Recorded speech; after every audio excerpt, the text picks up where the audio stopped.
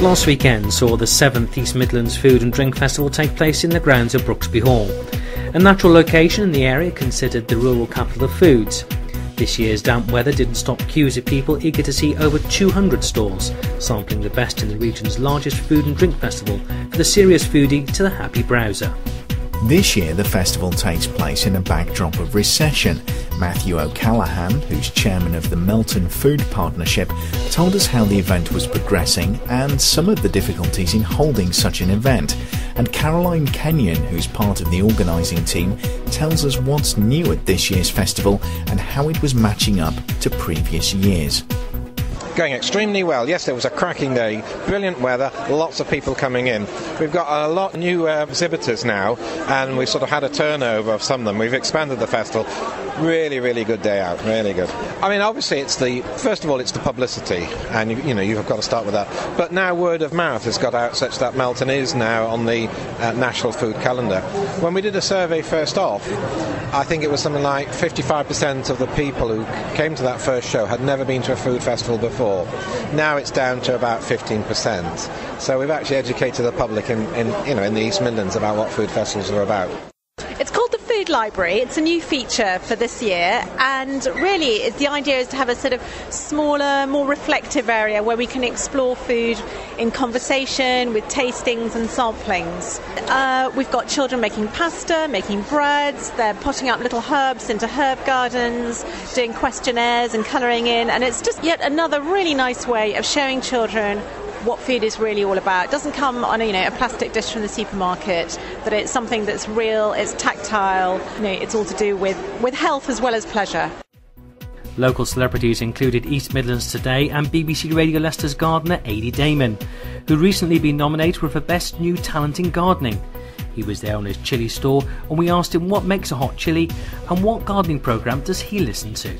We've got today we've got about 20 different varieties with us. We've trialling a few new sauces that we've all grown as well. We've kind of got a chili apple sauce, so we've been scrumping down the back of the nursery, getting all the apples. We've got blackberry chili jam. Again, all the blackberries are grown in the nursery, so it's great to be using all these kind of ingredients that we actually grow ourselves, bash a bit of chili in from Cossington, and away we go. So it's going really well. It's about 120 different varieties back at base, back in Cossington.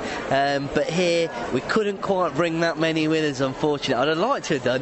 But like I say, we've got about 20 different varieties here, so there's something for everyone's taste, whether it's kind of nice, mild and sweet chilies right up to kind of blow your pants off hot. What makes a hot chilli? Hot chilli, the smaller they are, the hotter they are. That's a real good rule of thumb. If anything's really quite small, we do one called Prairie Fire, which is probably the size of your little fingernail, and that has got a real cheeky kick with it. Really stupidly hot. I mean, you can't beat the good old-fashioned gardener's question time on Radio 4, which is brilliant. I mean, that's always good. Down to earth, obviously, even though when I'm not on it, I've got to listen to it. That's the, it's the history maker. So I definitely listen to a lot of those kind of programmes. And again, at 24, I'm still learning as well, so it's good for me to listen, and every now and again you pick up a little bit of a gem of wisdom. Whilst the emphasis has not been on big-name celebrity chefs, Teresa Bobey and Rachel Green demonstrated in the theatre area. We asked Teresa what is a home economist, and Rachel Green what tasty number was she rustling up at the afternoon show. Most home economists work in industry, and they quite often have products like food mixers and stick blenders or food processors, microwaves, and they tend to develop recipes for the home. A chef works in a kitchen and develops recipes for restaurants, for use in restaurants. The home economist is the link between equipment and the housewife. But home economists have different roles nowadays because they sometimes go into food technology or food styling, or some of them actually choose to become chefs. I was cooking with some lovely free-range chicken, and I was cooking with some mushrooms, wild mushrooms I got here. Everything I was cooking yesterday, basically, I got from here, so from the East Midlands Food and Drink Festival, which is really exciting that you can go out with very little idea about what you're going to cook, and within an hour rustle something really exciting. And I thought I would just wind Stephen Hallam up, and I thought I'd do my own version of a meat pie. I did mini ones in muffin tins. I did mini sausage pies in muffin tins. On the other hand, Alan Coxon was also demonstrating in the theatre, and he told us about his fascination with food archaeology. Did you know that surf and turf dates back to 33 AD and key lime pie 1836? Food archaeologist, I like to dig up historic and old recipes. Every ingredient on our shelves, whether it's a supermarket, a farm shop, everything has a story to be told. Everything has a birthplace. And I like to dig up recipes, dig up birthplaces of every ingredient. And they've got wonderful stories. Everything has a wonderful story. And staying with chefs and their food critic for the broadsheet newspapers, Charles Campion, was on hand to give us a candid interview and insight into his life. I did 15 years in advertising, sold up, bought ruined mansion in Buxton, Derbyshire, went spectacularly bankrupt, lost the family fortune, and had to reinvent myself as a food writer, which I did in 1992. And at the moment, that's what I'm doing. I mean, I can do fishing, I can do writing, and I can do cooking, and it's very, very tough making your living fly fishing. I mean, Burmese is pretty good, Czechoslovakian's not bad if you like really bulky stuff. Classical French food's very nice. I'm extremely fond of curry. I put 400 restaurants into the book, and I've been to them all. My life is one of continually trying to catch up, in that 2 decent restaurants open in London every week, and 1.5 go bust. So my life is spent scurrying around, trying to keep up with what's new, which is very disappointing in a way, because it means you can't go back to things that you really like, because you're always off doing something else. Of course, the other area of interest are the exhibitors. Colin Brown, who runs the Beaver Brewery in Old Dalby, told us what makes a good beer and current trends in the industry, while Lucy Chaps talks about a heavenly chocolate stall.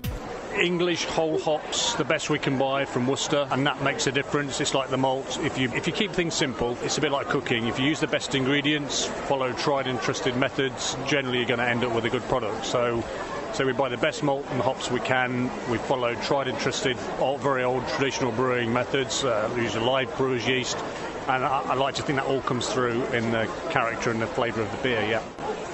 I think there was a trend over the last few years for the very light, hoppy, golden beers. I don't think that still is the case, but I think there is a bit of more of a search for some more alternatives now. So, I mean, I've always tried to produce a good range of beers. So we've always had a very light, golden, hoppy beer in our range, but also we do a mild ale with the dark horse. We do a very strong winter ale with the Old Dalby. Beaver Bitter is a staple mid-range, full-flavoured beer. So again, it's giving people the choice so they can make their minds up as to what they prefer. My grandma taught me how to make chocolate and fudge back in years ago. They used to have rock factories, and because my granddad was unbelievably mean to her, he wouldn't let her buy lots of shoes. She made a bit of fudge on the side, and my nana taught me, and then since then we've just done more and more of it, more excitable about all the colours and flavours. And we do giant truffle cakes that are sort of Baileys and honeycomb, or we do right round to a pint of fudge Guinness, which is a pint of dark chocolate fudge made of real Guinness topped with white chocolate, and you eat with a spoon. We're on the internet at myheavenlychocolate.co.uk. Lucy Coughlin is a well-travelled chef in her own right, and she's returning to her roots to open a foodie shop in Leicester. But most intriguing is her new website, which has a recipe area with a slight twist. What we've done, so I've been working with a ski company for 15 years, and we develop recipes for the ski chalets that are ultimately absolutely foolproof. So there's hundreds of their staff who test recipes, and in the end we end up with recipes that are honed and trimmed to their simplest. So if we don't have to add something in the method, we don't. If we don't have to add an ingredient, we don't, without losing or compromising the flavour and taste in the end. So the same ethos is happening with the website, and we've got recipes already out there that are being tested and tried, but they're not necessarily as foolproof and as perfect as we would like them. So you can join the recipe club and be a member. You can try the recipes and then tell us how you think it could be made better, or trimmer, or more foolproof, or an easier way of doing it, and then that recipe will come into the new Lucy's Food set of recipes, but you'll get your little acknowledgement for contributing to it. So if Dave from South Leicester says, actually I didn't do this and this is what I did and this works better, and we decide that's the way forward, then the recipe will have, and Dave from Leicester added this little bit in. Well, that's about it from us for another year. Hope you enjoyed our pictures and sound clips, and don't forget to join us each week for a roundup of the week's news from the Melton Times.